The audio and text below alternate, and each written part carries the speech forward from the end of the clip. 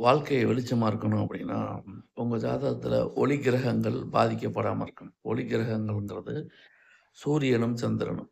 ஒரு ஜாதகத்தில சூரியன் கெட்டு போயிருக்கக்கூடாது, சந்திரன் கெட்டு போயிருக்கக்கூடாது. இப்படி 2 பேருமே கெட்டு போயிருந்தா, அவர்கள் வாழ்க்கையில் வெளிச்சம் என்பது கிடைக்குவது ரொம்ப அரிது. காரணம் என்னன்னா, ஒளி கிரகங்கள் ஒரு ஜாதகத்தில் பாதிக்கப்பட்டு விட்டால், வெளிச்சமான வாய்ப்புகள், வெற்றிகரமான வாய்ப்புகள், முன்னேற்றமான பாதைகள் எதுவுமே அவர்களுக்கு புலப்படாது.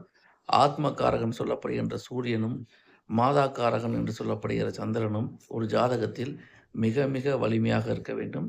இவர்கள் எந்த வகையிலாவது பாதிக்கப்பட்டால், குறிப்பா இருவருமே பாதிக்கப்பட்டால் முன்னேற்றம் காண்பது அந்த ஜாதக ரீதியாக சற்று கடினம். எனவே ஒளிமயமான எதிர்காலமா இருக்கணும். எல்லாத்துக்கும் தெரிந்த நபரா இருக்கணும். வாழ்க்கையில வெற்றி மேல் வெற்றி பெறணும்னா, ஒரு ஜாதகத்தில சூரியனும், சந்திரனும் பாதிக்கப்படாமல் இருப்பது மிக மிக சிறப்பு.